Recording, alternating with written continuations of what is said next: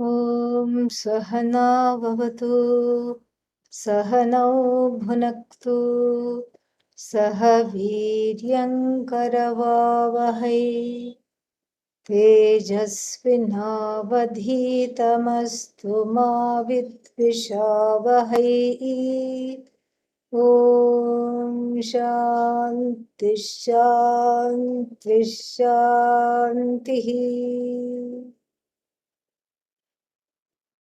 ॐ नमो भगवते वैवस्वताय मृत्यवे ब्रह्मविद्याचार्याय नचिकेतसे च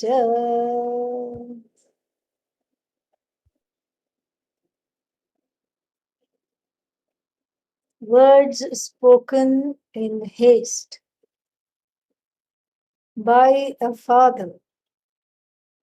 who was in haste to go to guarantee some afterlife for himself. Unkind words spoken in haste become the impetus for the entire Upanishad. Had the father Vajasrashrava, the father of who? Shvetaketu, had he not uttered these words, there would have been no Kathopanishad.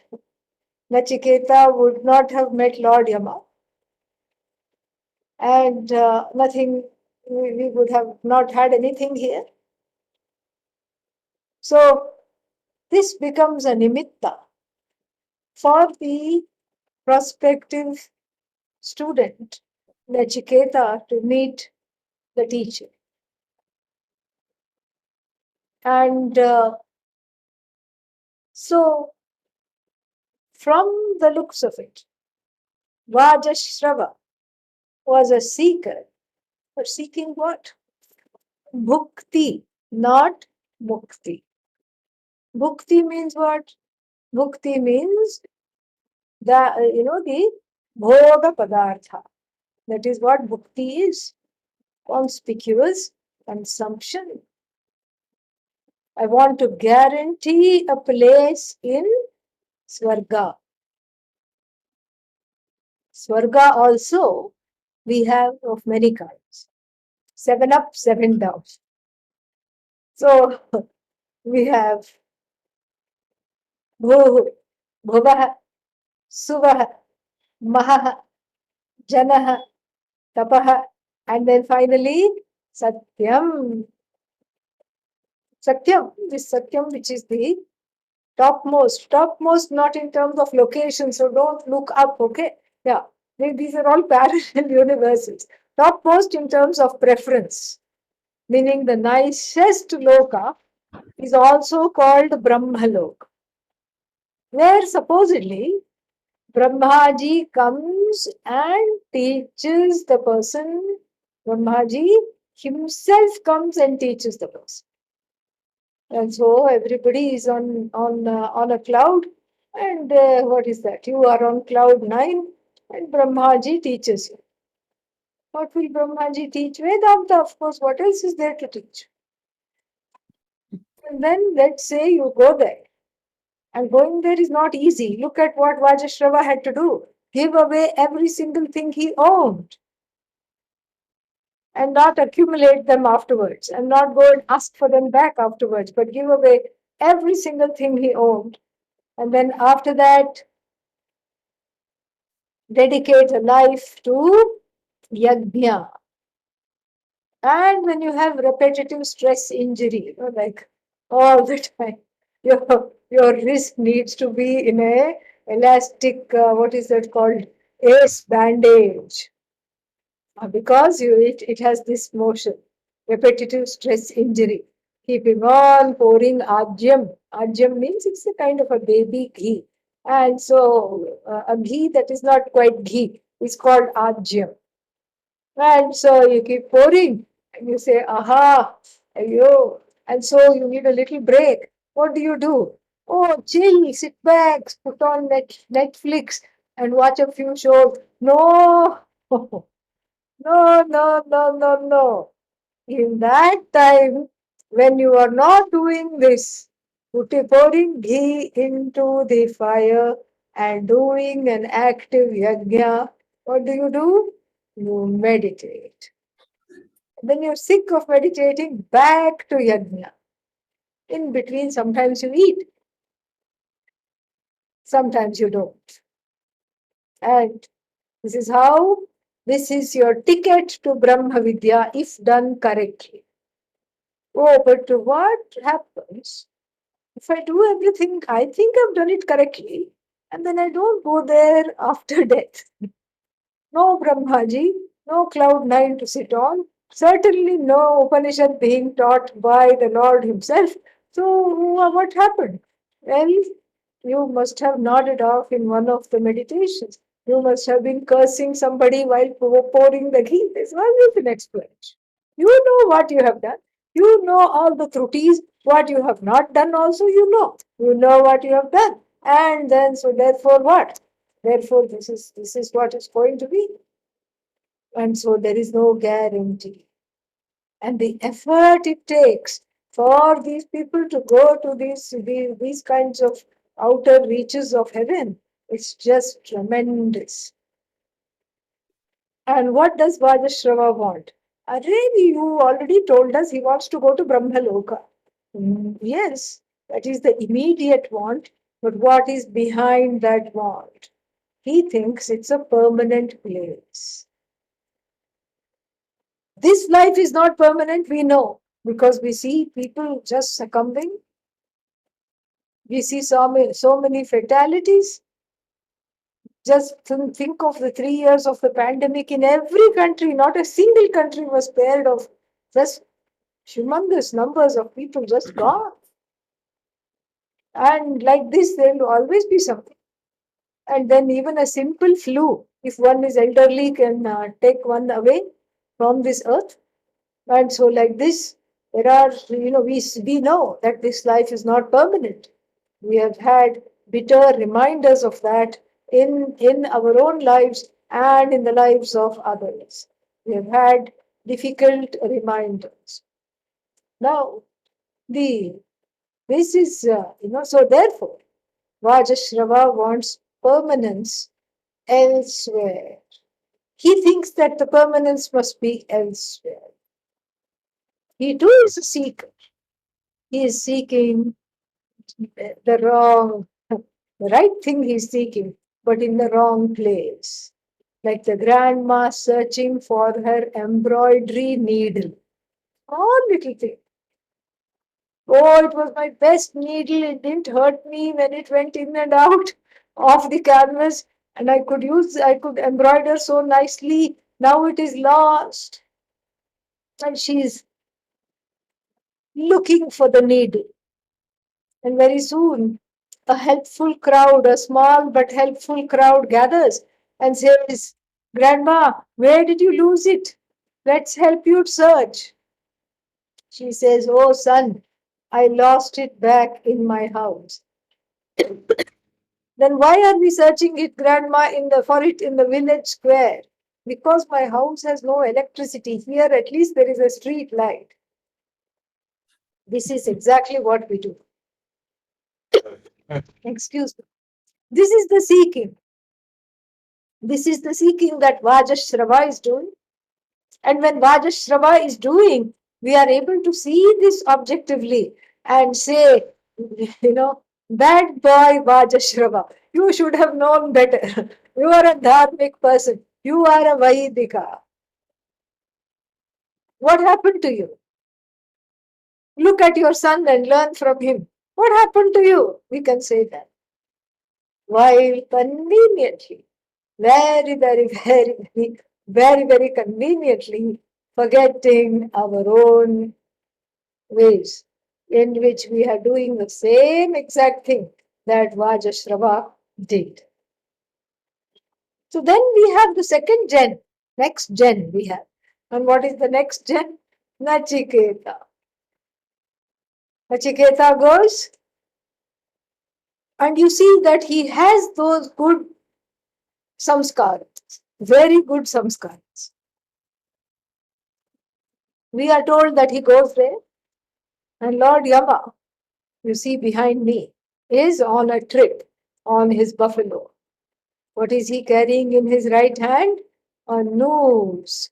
That is his job. He was out on duty, wasn't there? But the house was not locked. Mrs. Yama was there. Her name is Yami. Mrs. Yama was there, and she said, oh, not many visitors come to our door. And is that a surprise? Who will go to Yama's knocking on Yama's door? Very lonely couple. Nobody there. Nobody comes to their house. And there is no pandemic either. Death is the pandemic. Okay. Yeah, and so nobody goes there and everybody is afraid. But here is this cute boy, a small brahmachari. Come, my son, come inside. Let me give you something to eat. How do they make you so cute? Come inside. He says, whoever you are, mother, I respect you, he says, but I'm here to do Lord Yama's bidding. I have been given to him. So therefore, until he tells me to come inside, how can I come inside? There is Nachiketa, by the way. Do you see him? Yeah, I'm covering him because otherwise it will be very inconvenient to teach like that. Okay, yeah. So now you get the full picture. Now back to the teaching. So Nachiketa says, I have I have given myself to him. My father has given me to him. And so until he comes and tells me come inside, I cannot do that. I cannot come inside. Oh Lord Yama, oh Goddess Yami. And she says, okay, at least eat something. I'll get you a sandwich and some milk. Come, eat something. No, nothing will, no food or drink will pass my lips until he's back. Then Yami sends him an anxious SMS. Come back, unknown boy at door. Danger, not danger from the boy. Danger because of an unattended guest. This is the thing. And she herself is very wise. And so Yama says, oh, I have to always make double rounds. Nobody's giving themselves unto me. And everything takes longer than planned. And here is Yummy keeping on sending me, messages about something or the other. Okay. Let me turn around the bull and go back. And he goes back. And then finds this Nachiketa there. And Yummy yanks him inside the house and says, we need to have a few words. Do you know what happens? For 3 days and 3 nights he is there. And in fact, an unattended guest, even for 1 day, brings bad luck. The guest doesn't bring bad luck. Not attending to the guest brings us bad luck.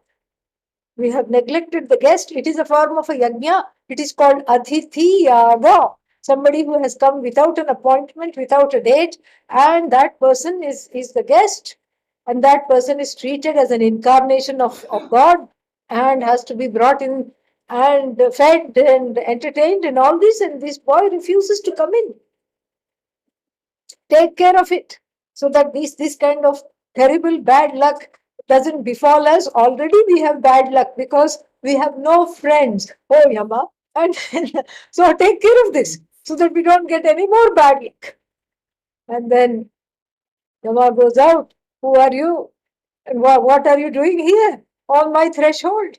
3 days, 3 nights you're here without going in. Didn't my wife offer you hospitality? Yes, most hospitable, my master. She did. But then why are you here? Why didn't you go in? Because my father has given me to you, and I want to make sure that I serve you. This was his seva bhava. His ability to serve was something which is very much highlighted in the Upanishad. Then what happens? Yama wants to absolve himself of all his omissions and commissions and that of the wife for not tending to the guest and neglecting the guest.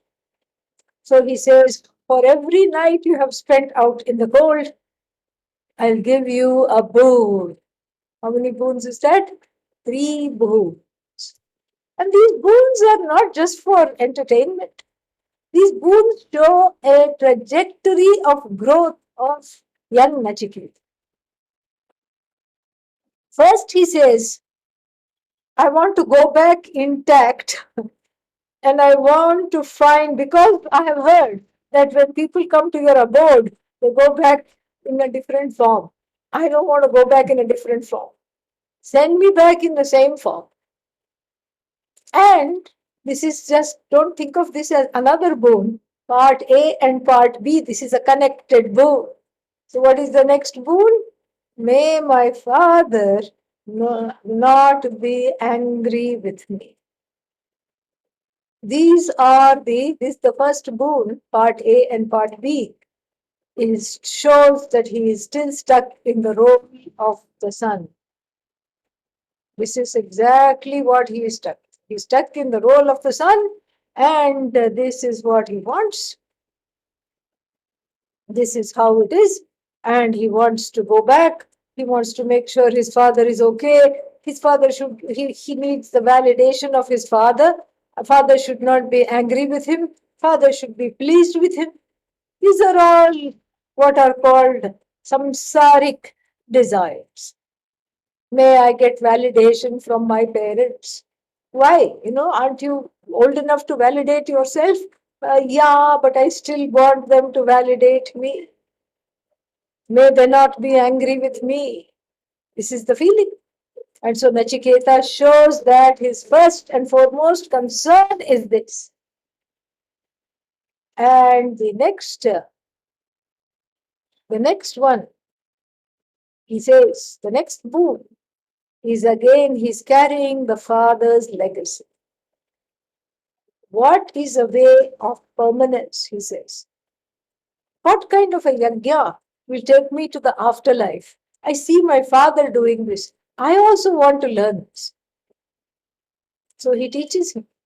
He teaches him the yajna, all how to lay the bricks and how to arrange the pit. And then after arranging the pit, how to offer the what to offer into the fire, how to offer into the fire, all this he teaches. And then he says, okay, surprise quiz. In fact, final exam. You repeat to me all the things that I told you. And Nachiketa surprises him by not leaving a single step out and repeating each and everything completely, fully, totally. He's very happy. He says, every teacher should have a student like you, O Nachiketa. Just amazing you are.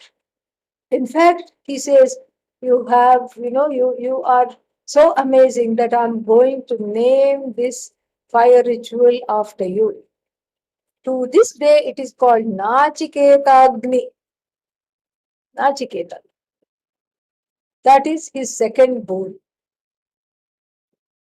The third boon is very mature, emotionally mature. Spiritually, the boy is all grown up. It's almost as though satiating these desires, one has grown up into asking more pertinent and spiritually evolved, grown up questions. Yeyam prete vichikitsa manushye astiti eke nastiti eke.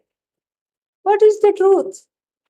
What happens to us, O Yama, after one dies? Some people say we continue, while others say, no, no, no, this is the end and you just had one life and it's gone. What is the truth? Nachiketa's, question makes Lord Yama panic a little bit. He says, no, no, no, no, no, no, we are not going here. We are not going here. Absolutely not.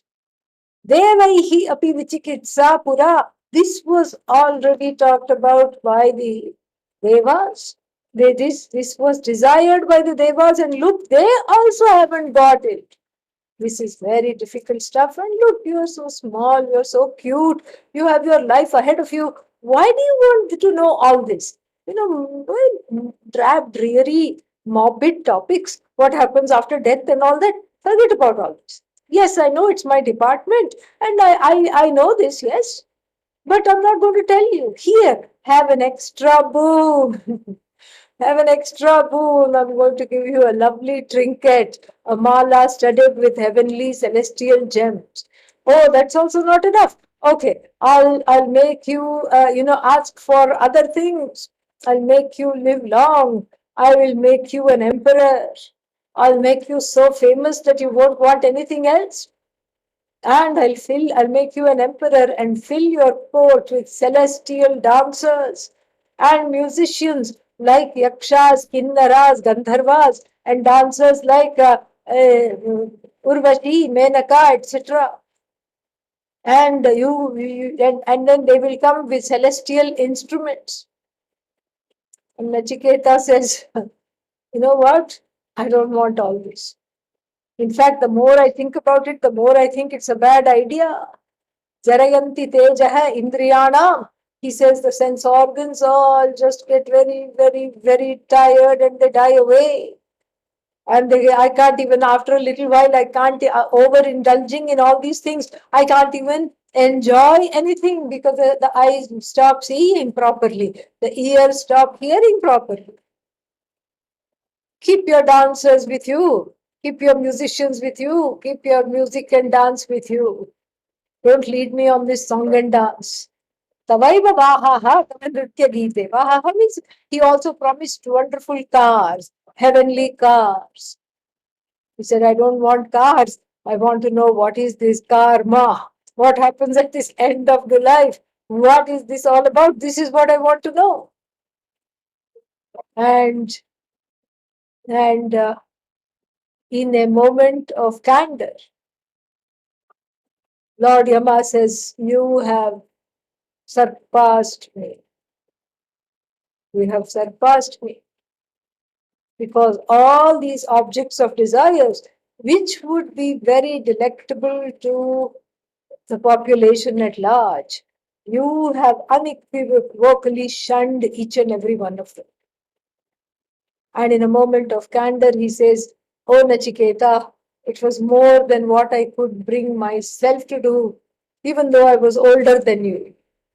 Janami aham shevadhihi anityam nahi adhruvaihi prapyate hi dhruvam tat tato maya nachiketashchitognihi anityaihi dravyaihi praptavan asmi nityam.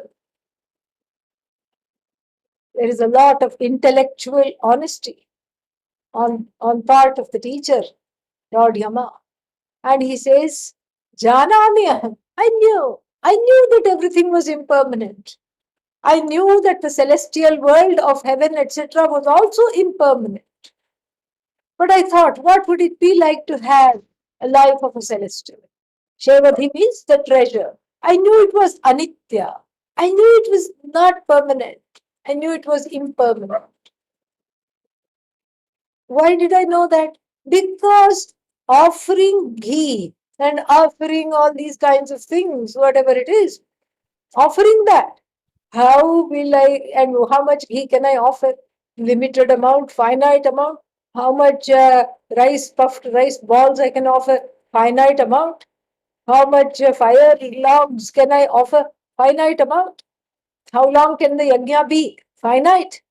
And how can you expect the infinite from the finite? The infinite is not a product. In fact, it is uncreated and it is never away from me. I kind of knew this.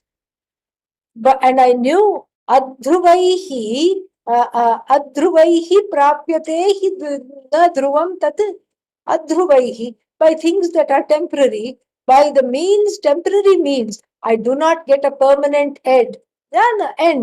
Janamiyaham, I knew. Tataha maya, in spite of this, by me, this Nachiketa Agni, which is named after you, this Agni Chitaha, 3 times. 3 times I did the Nachiketa Agni. And look at me now. Anityaihi dravyaihi. I have become a long-lived celestial.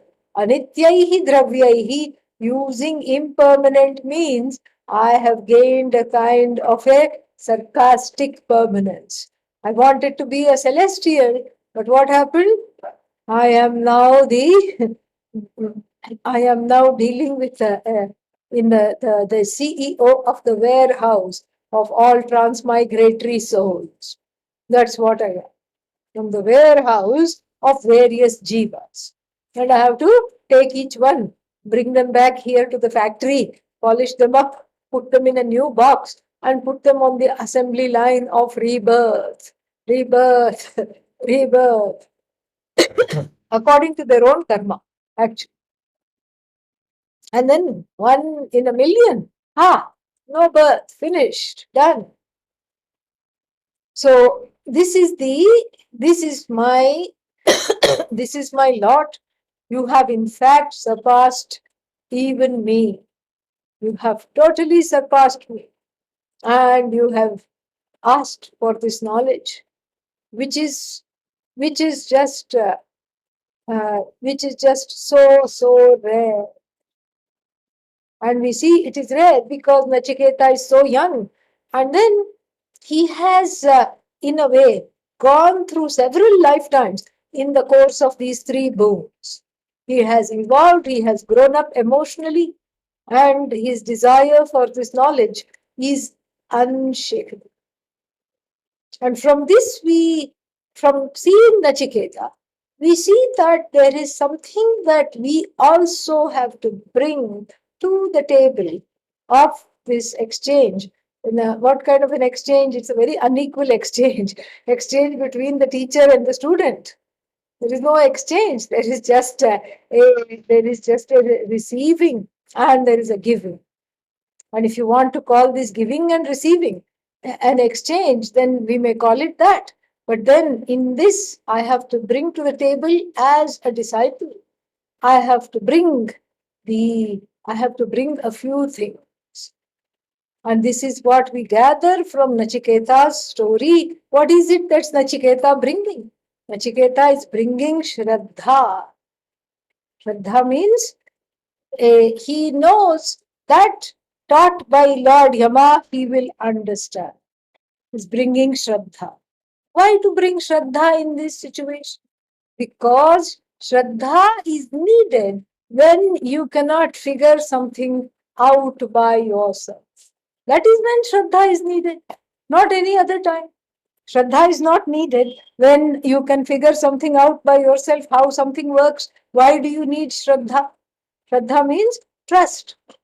You don't need trust because you can yourself do research, you can analyze it, you can do everything, and then you don't need Shraddha at all.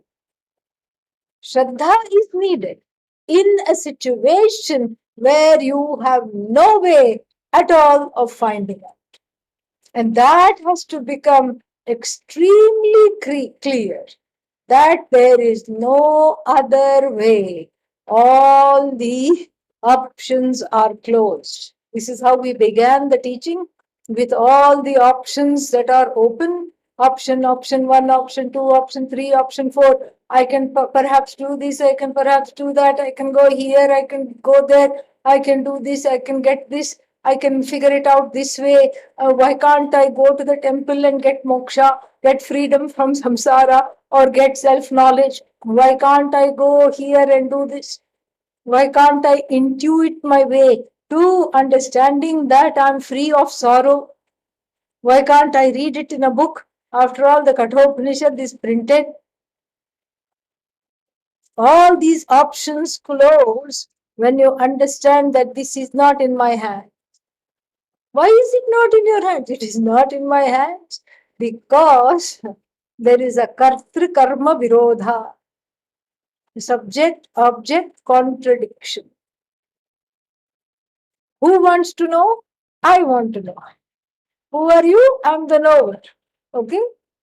Then who is it that is wanting to know? You.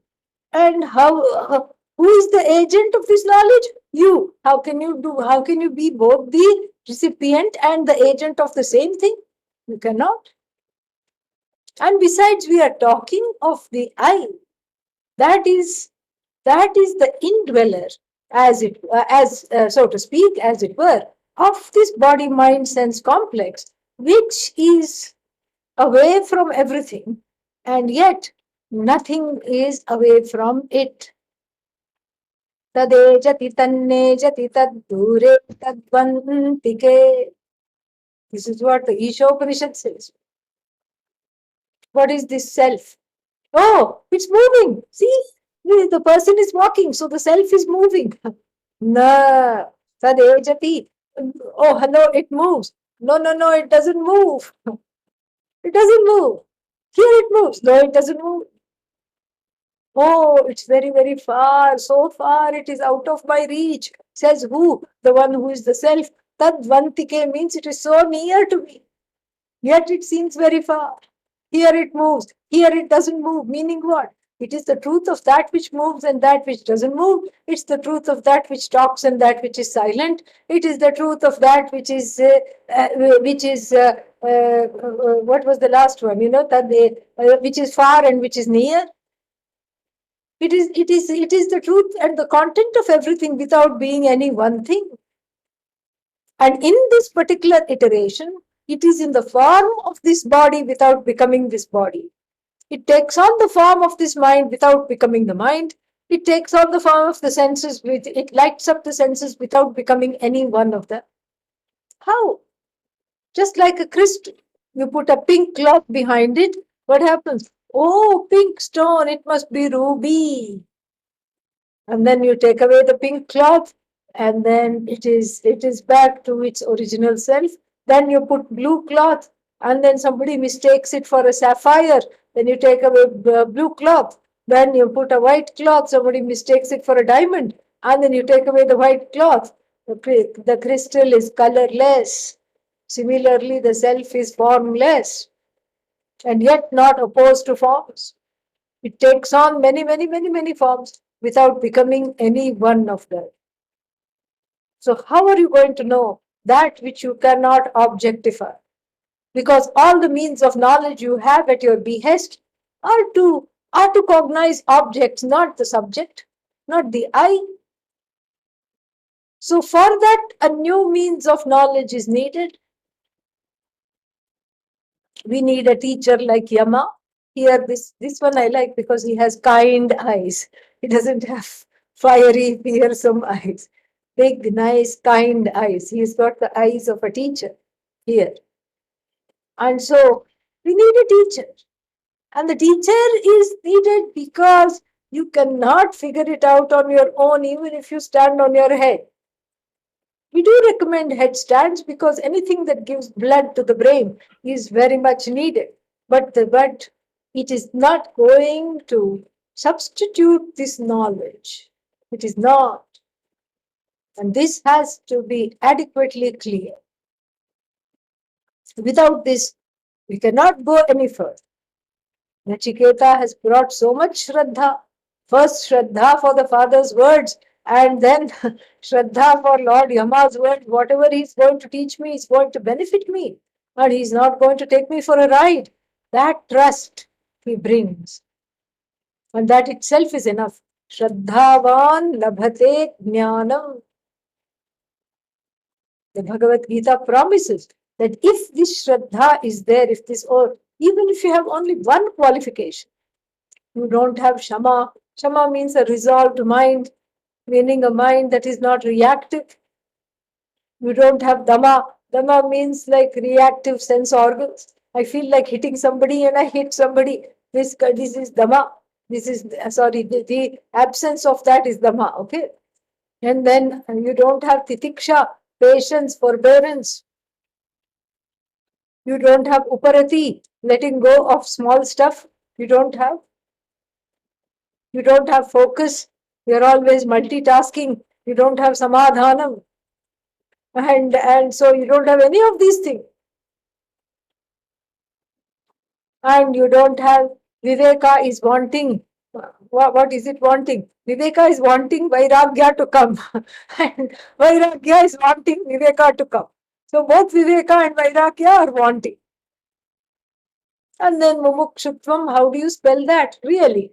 And so this is the person's situation. Yet Shraddha is there in full measure, means all these other qualifications come. It's like eating noodle. You cannot eat one noodle at a time. When you take some, you take a little bit, then a few of them come together. Shraddha brings in everything. And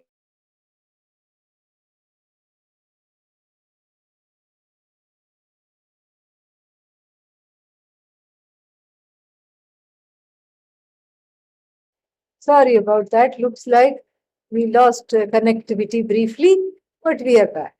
All right. Thank you for the patience. And so Nachiketa has Shraddha, total Shraddha.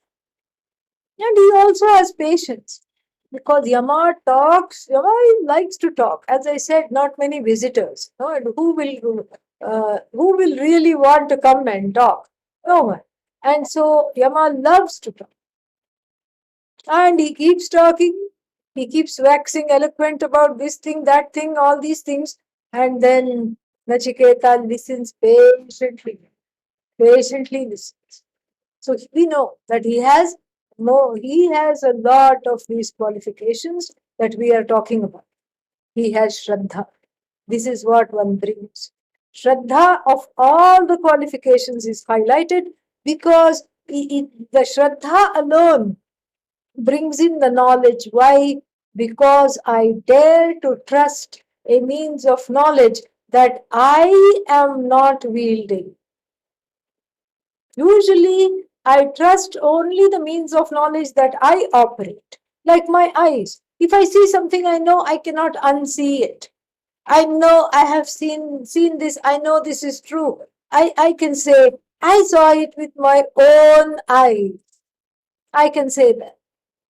And then if I hear something, I know this is what it is, and I have heard it with my own ears. But this means of knowledge called Shabda Pramana.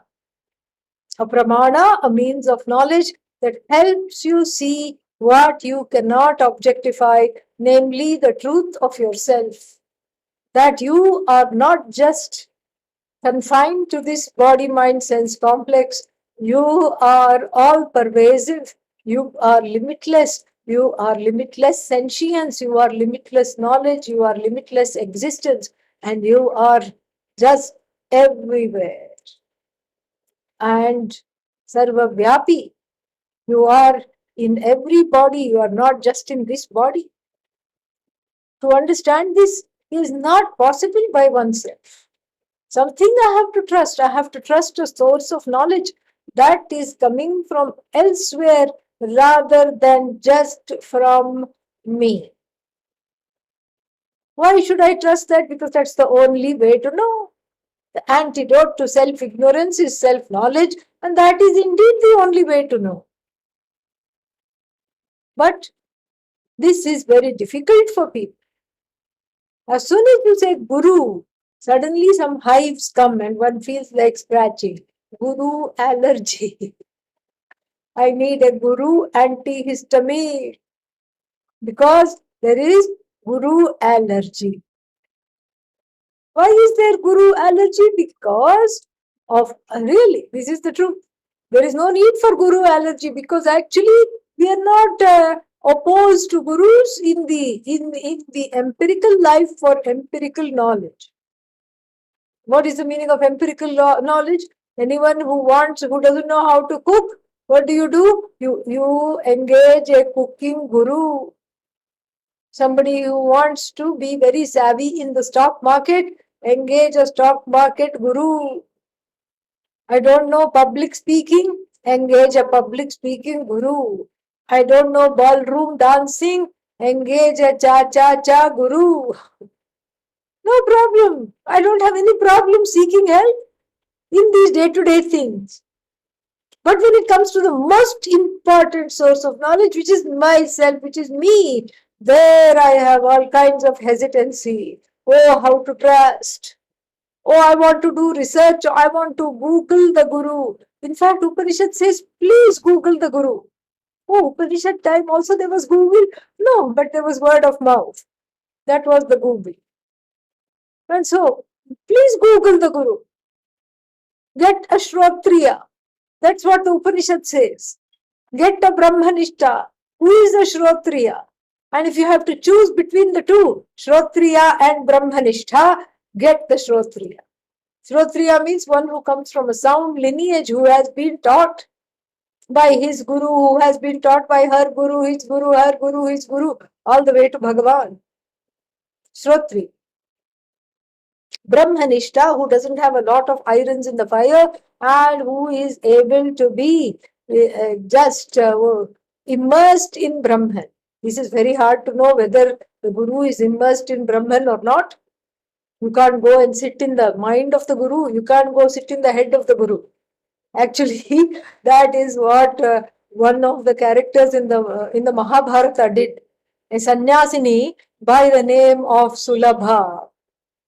Sulabha was a sannyasini, and she came to the court of King Janaka, not the Janaka of Ramayana, some other Janaka, a very common name. There is a Upanishad Janaka, also there is a Ramayana Janaka, and there is also the, what is that, the Mahabharata Janaka. So then she goes to his palace and she says, I have come for Bhiksha. And seeing the sannyasi at the door, he says, yes, yes, yes, mother, please come inside, you will be fed. He washes her feet and she says, no, I want Vada Bhiksha. I want the Bhiksha of being able to argue with you. Because this Janaka thought that he knew everything. He was, he was really very well revered in the society and everything. For the first time, he came face to face with a sannyasini, with a woman. And he first refused to do. He said, it will not be equal, you're a woman. And then she says, hello, this is not volleyball. This is not basketball. This is mental. This is not physical. So there is no, I'm not lacking in any way. I want this Vada. I want to have this dialogue with you. And then when the dialogue started, she said, she heard him speak a few things. But then she could see through her Divya Drishti, she could see through some power that was given to her that this person is not really walking the walk. He's only talking. He's not walking the talk. He's only just saying a few things. That's all. But he's not really speaking. He's not really following what he speaks. And so she says, can I go inside your mind and sit there for a little bit? And he says, he thinks to himself, of course she doesn't know how to do that. But I'll just, placate her and say, sure, sister, come on in. And so she goes inside his mind and she sees that it is just filled with all kinds of nonsense. In other words, he is not a Brahmanishta, okay? And then after that he gets very angry. Oh, you went without my permission. She says, you gave permission. I gave permission because I didn't think you would really know how to do it. This is why I gave permission. Too bad. You already gave permission. So it's not that, you cannot cry that I have violated your space, your inner space. I haven't. And so then she comes out and then she says, okay, you are a big talker, but you are not the walker of the talk. And she just tells him she wins the debate and then goes. So, like this, you cannot go sit in the head of the guru. So, Brahmanishta may not be a possibility. Shrotriya, definitely. Shrotriya will never, ever mislead you. And this is what is needed. And this one finds a Shrotriya because he is already a celestial. He must have been taught by Prajapati, the guru of the gods. Lord Yama must have studied that and gained the knowledge. And so like this, the guru does not need to be a source of allergy. If the guru is a source of allergy, discomfort, annoyance or something, it means that some housekeeping is needing to be done. Pray tell, what is this housekeeping? Meaning, a little visit, a little jhalak. Jhalak means a glimpse into one's own relationship to authority figures. What is one's relationship to authority figures? This needs to be thought about. And authority figures, starting with, of course, one's own parents, one's own primary caregivers, who might have become primary caregivers, you don't know. And so strict father, unavailable father, and then inconsistent mother. All these things make it very difficult to trust another being, because that trust was violated in childhood, and giving rise to a difficult or a heavy unconscious. The unconscious mind cannot see past the parents. So the cataract of the primary caregivers determines how I see the world. And that's why the guru becomes a source of, source of testing. I want to test the guru. I want to keep on. So that what will you do? I'll become testy, and then I want to do this. I want to do that, because actually two people approach the guru, not one. A split personality approaches the guru. One wants to be hugged and one wants to be validated, while the other one seeks Vedanta knowledge. So the guru should have in one hand a rattle. Why? Because the baby is very rattled. Okay. And so the guru should have in one hand a rattle and in another hand Upanishad Bhashya. And have this noise maker to quieten the baby in one hand, and from the other book, from the other hand, reads the Bhashya, explains the Bhashya. This is how it is. Often the gurus are, the student tries to make the guru into a babysitter. Love me, hug me, hold me, pay attention to me. You're looking at that one. What about me? This is all childhood issues. This is a useless use of the teacher. This is totally useless. Because these feelings are not connected to the teacher at all. They were there before. In the presence of the teacher, they come out. Oh, how inconvenient. Why do they come out in the presence of the teacher? Because it is safe. It is finally safe enough to feel unsafe. That is why they come out. But now that they are out, one has to do some housekeeping. Just like Nachiketa grows up in the space of 3 boons, one has to do some housekeeping. One has to keep on separating the teacher from the previous experiences. That's why we say the teacher is an incarnation of Bhagavan. Because what is Bhagavan? That which is infallible is Bhagavan.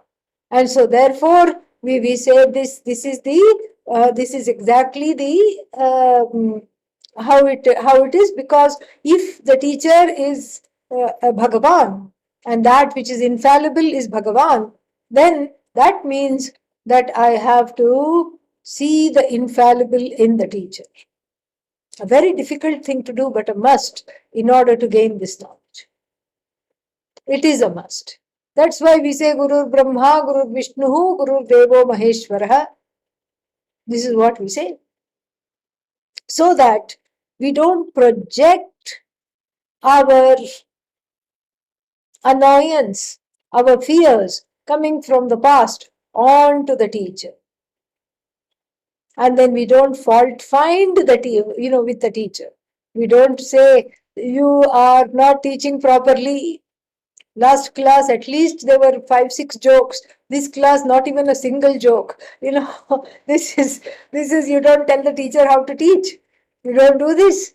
And so you keep the teacher, the relationship with the teacher, much as you would with the therapist. With a therapist, you don't hang out with the therapist. You don't say, you don't slap the therapist on the back and say, yo, let's have coffee. Same thing with the teacher. We don't do that. We don't do that because you can do that with many other people. If you have feelings like doing that, that's okay. That's not a problem. But just find a new friend. That's all. That's all. Find a friend who also wants to do that, perhaps, and then so you can talk about it. That is the solution here. It's okay if you want to do that. That's just a feeling. Let it pass. Let it go. Let it just come back to the present. Why did I seek this person? In order to study with this person. So it is incumbent upon me to keep the relationship pure. Only pure means only for the sake of teaching, no other thing. Just like in therapy. It's safe only because I use this just for the teaching. That is why in the therapy situation also I use it just to process the feelings that come up. So here also I use this just for the teaching. No other thing is being put here in order to make the situation more murky. The murkier the relationship and the more the projections upon the teacher based on my own past and my own fears and my own tears and my own experiences, those projections will obfuscate the transmission of the knowledge, will interfere with the transmission of the knowledge because I can no longer trust the teacher. The extent to which I validate the teacher is a validation of me, is the validation of the knowledge. The extent to which I approve of the teacher is the extent to which that knowledge will come uninhibited, it will flow. As soon as some disapproval comes and darkens the situation, like a rain cloud, makes the situation gray and heavy, the transmission dries up. Oh, does the teacher not teach? No. The teacher will keep on teaching. But one finds that one cannot pay attention. One finds oneself restless. One finds that one wants to leave. One finds that one doesn't want to come back. One finds that one wants to find what? Another teacher. You are fired. Why? Why is the teacher fired? Because the teacher did not approve of the student in the way the student wanted to be approved. In other words, the teacher did not cater to the raga and dvesha of the students. That is why. That is why there is this tendency to run away from the teacher, or there is a tendency to cling and make the teacher into a surrogate mommy, daddy, foster mommy, foster daddy. This is what it is, because one wants to be parented all over again. So both these situations must be avoided. We see this in Nachiketa. Nachiketa does not see Lord Yama as another daddy. Sees him as a teacher. And he is very clear that this is the knowledge that I want, and then don't praise me, he says. Don't talk to me and give me a swollen head. Just teach. Tell me this. Tell me what I need to know, and tell me what is this what is it that I have to understand. And that is the importance here, because this knowledge is heavily guru dependent.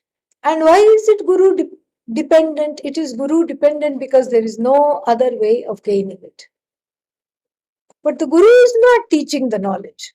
The guru is merely removing the ignorance that we have been talking about. The guru is the remover of self-ignorance. The guru does not drill a hole in the head and put some knowledge there. No, the knowledge already is, and it is non-separate from you. But there are things in the way that inhibit that vision and that understanding. And those things are the broods, the children, the grandchildren, and the offspring and the offspring's offspring of Atma Ajnanam. And those are taken away, leaving you to shine. and leaving you to be non-separate from Ishvara, non-separate from the Guru. Ishvaro Gururatmeti Murti Bheda Vibhagine Vyomavat Vyapta Dehaya Dakshina Murtage Namaha. There is a very nice chant which we chant sometimes at the beginning of the class.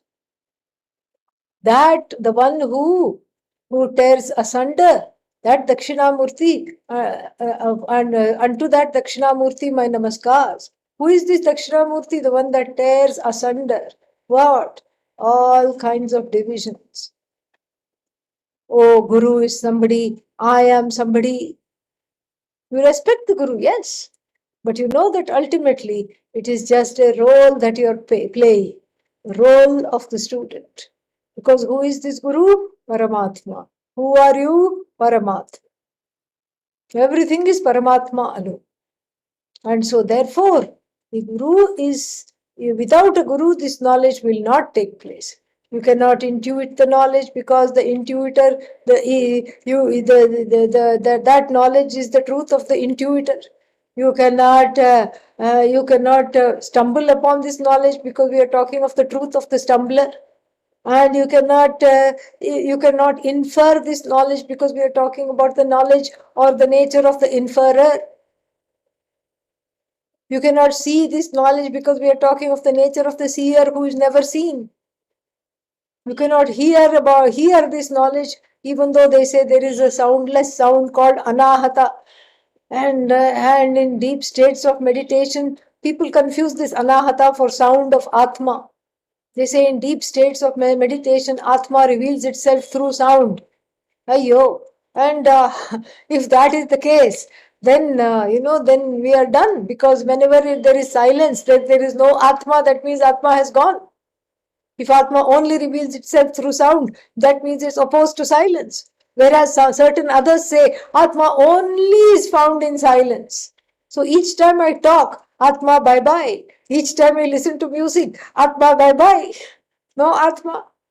That which is neither opposed to sound nor opposed to silence, yet because of which silence is cognized, because of which sound is upheld, that is the Atma. How are you going to know this by yourself?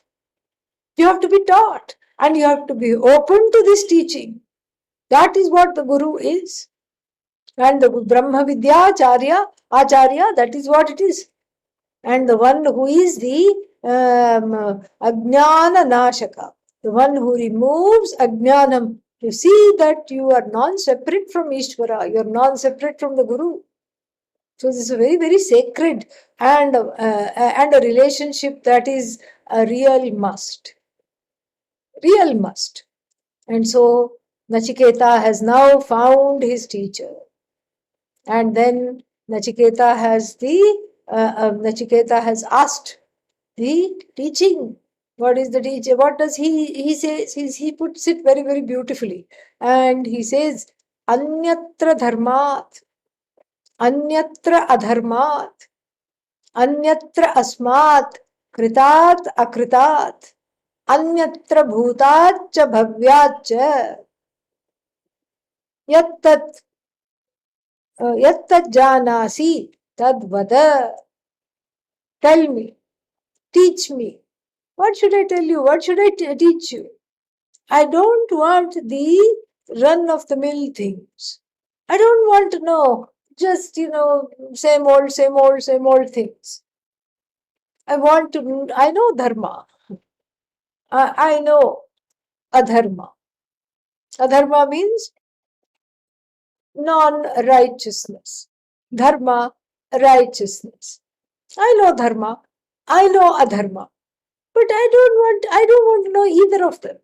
I want to know that which transcends these human-made dyads of good and bad, dharma, adharma. This is all human-made. It's relative, and it may be universal in a certain way, but still, I don't want this. I don't want this. I don't want to know what is already very, very easy to know. What is good, what is bad, I know. I have other ways of finding that out. I don't need to come to you.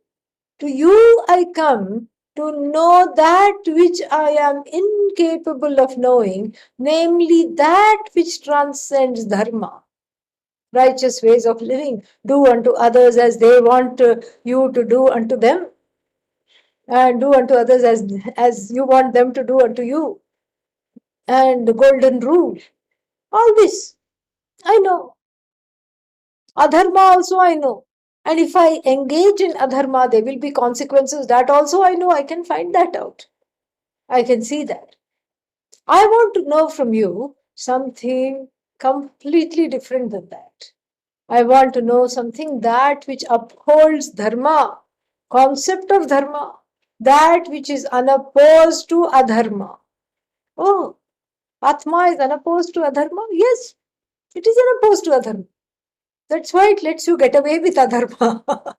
Yeah. It does not say, hello, I am Atma, and what are you doing? You're about to tell a big fib. Don't do this. It doesn't say. It allows one to lie. Not only that, it allows one to get away with it repeatedly until one becomes a politician. There is one politician in the news like that. And so, this is how it is. It is unopposed to dharma. It is unopposed to adharma. It's like the sun shining.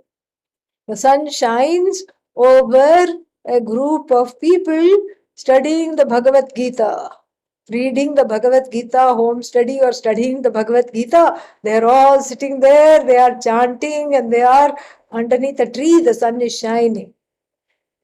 Underneath another tree, a few yards away, a group of bandits is plotting grand larceny, how to rob a bank. In fact, they are writing a book. They are famous. They have robbed before. And they are taking notes, tips for robbing banks. They think it will be a very good book, a bestseller. Is the sign not shining on that group? Of course, the sign is shining equally on that group.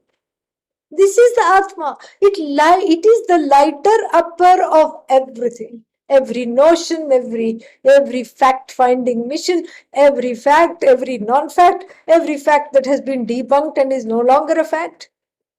And it is unopposed to knowledge of the relative, and it is unopposed to ignorance of the finite. It is unopposed even to self-ignorance, as we saw.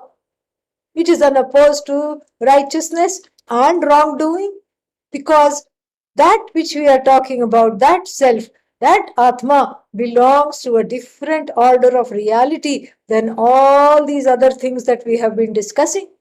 Dharma, adharma, all these things. That belongs to the relative order of reality, whereas the Atma is absolute. Absolute. And so therefore what? Therefore, there is the need to, and therefore, Nachiketa's question is so brilliant. There's a need to understand the brilliance of it. Anyatra dharmat, anyatra adharmat. Other than dharma, other than adharma. That which does not fall into this dyad, because then it will, if it is dharma, then it is not adharma. If it is adharma, then it is not dharma, it is finite, it is limited. Adharma is limited because it is not dharma. Then when you strictly talk about dharma, that's also limited because it is not adharma. So I want that which is limitless. So tell me something that is neither dharma nor adharma nor this dyad in which it is caught. Then he says, Anyatra asmat kritat akritat. Show me something that is that is separate from the created and also the uncreated. Uncreated means the Maya Shakti, Hiranyagarbha, waiting to as a potential. Uncreated from the standpoint of it being a potential. It's a potential, but it is uncreated, as yet not yet created. So everything that is created and all the things that are uncreated, like Ishvara, Maya, etc., What is something beyond that?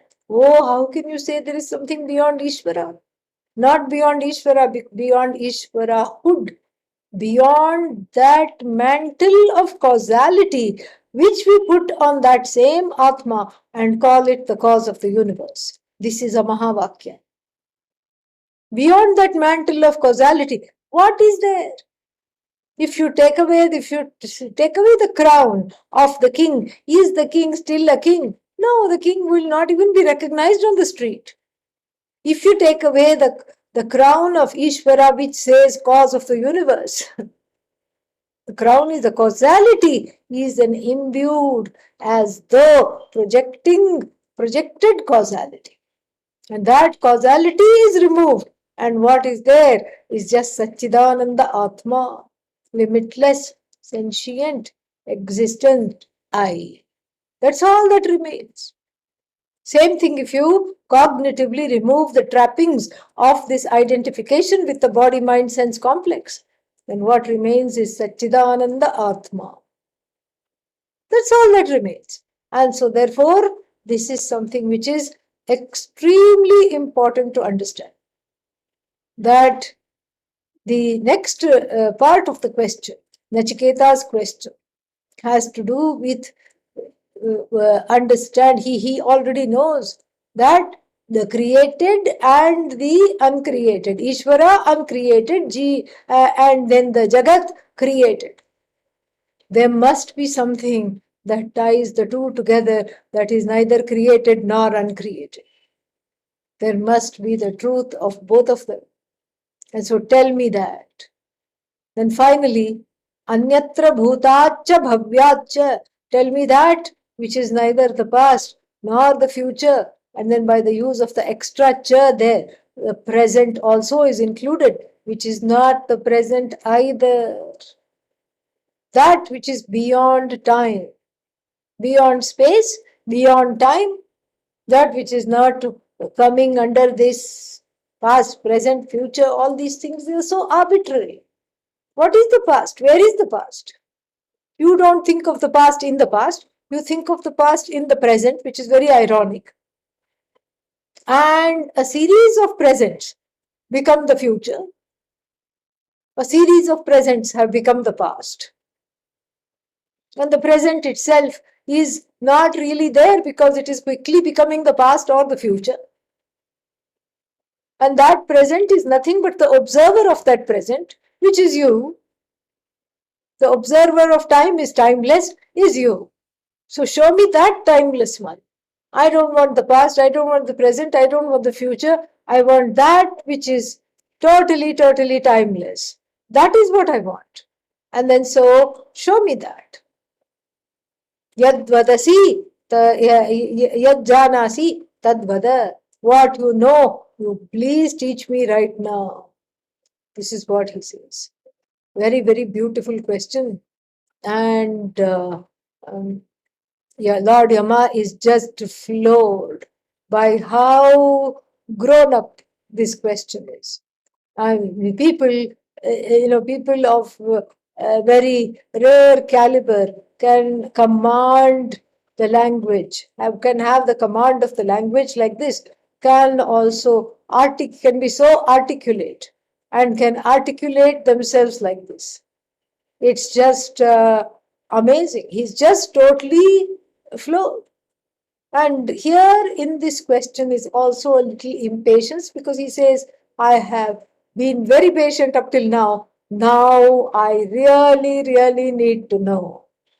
I really need to know what is it that is this self-knowledge. And then Lord Yama says, I'm going to keep it brief. I'm going to keep it brief. What do you mean you're going to keep it brief? He says, Sarve Vedaha yat padam amananti, tapamsi sarvani cha yad vadanti, yadichantaha brahmacharyam charanti, tatte padam sangrahena bravimi om iti etat.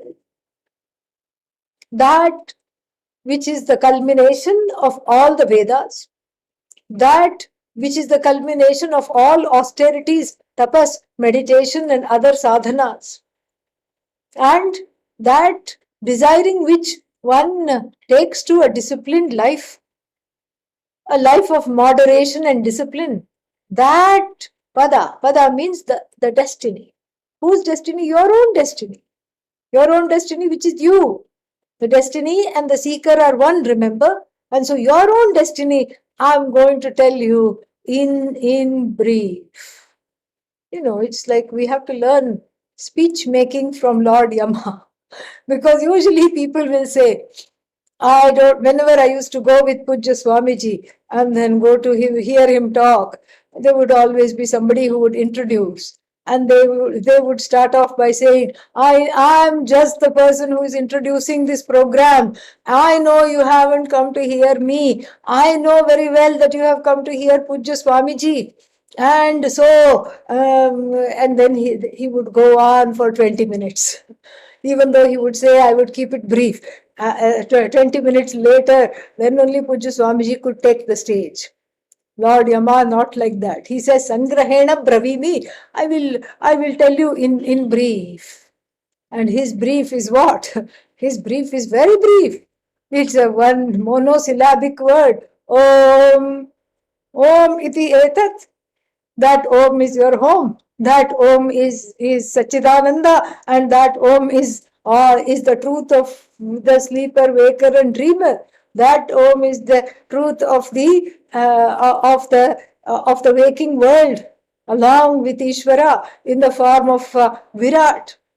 That Om is the truth of the world in repose, in Pralaya. All that is there is Ishvara.